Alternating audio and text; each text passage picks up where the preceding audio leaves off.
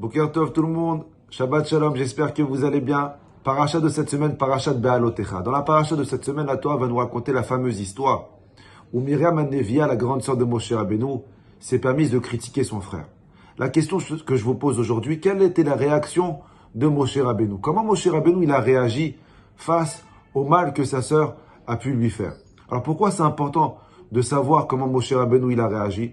Car nous-mêmes, comme Moshe, on a tous déjà été confrontés à ce genre de situation.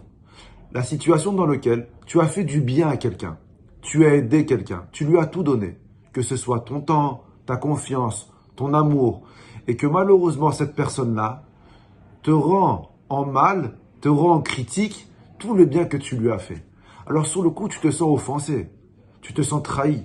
Tu dis mais comment il a pu me faire ça à moi? Moi qui lui ai fait que du bien, moi qui étais gentil avec lui.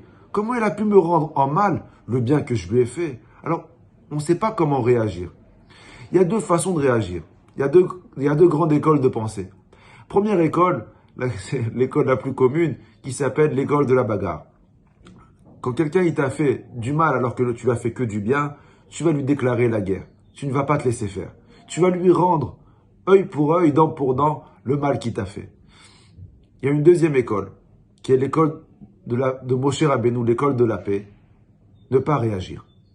Ne pas réagir, encaisser le coup sans répondre.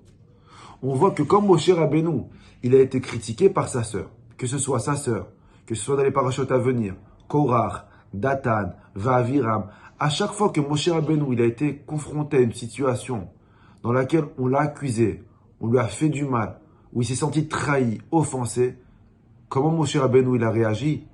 Ben, il n'a rien fait. Il n'a rien dit. Alors tu vas me dire quoi? Alors quelqu'un qui te fait du mal, tu fais rien?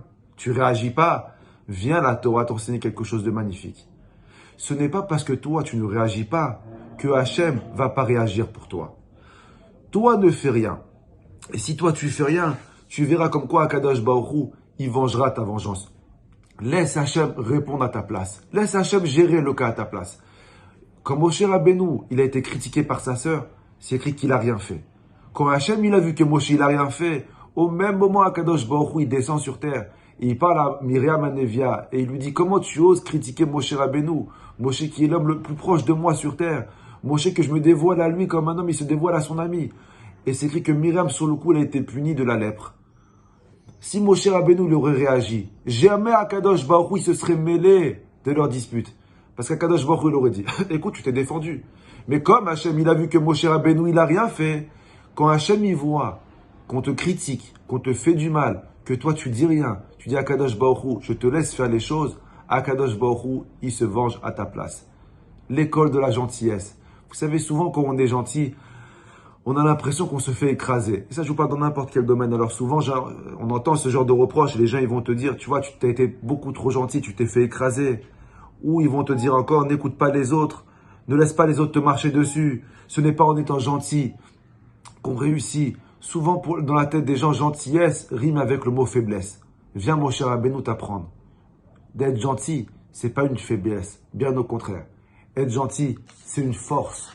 Ne pas répondre à une histoire, c'est une force. Alors oui, malheureusement, dans ce monde dans lequel on vit, un monde de brutes, comme j'aime bien le dire, quand les gens ils pensent que pour réussir, il faut jouer des coudes.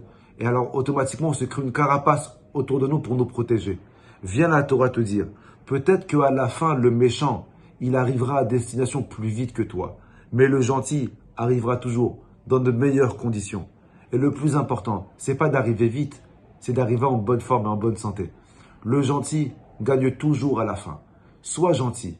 Ne change pas ta nature parce qu'on a été méchant envers toi. Et tu verras comme quoi, si toi tu ne réponds pas, Akadosh Baruch Hu, il répondra à ta place. Bracha v'atzlacha à toute votre famille. À la semaine prochaine, si Dieu veut, dans des bonnes conditions.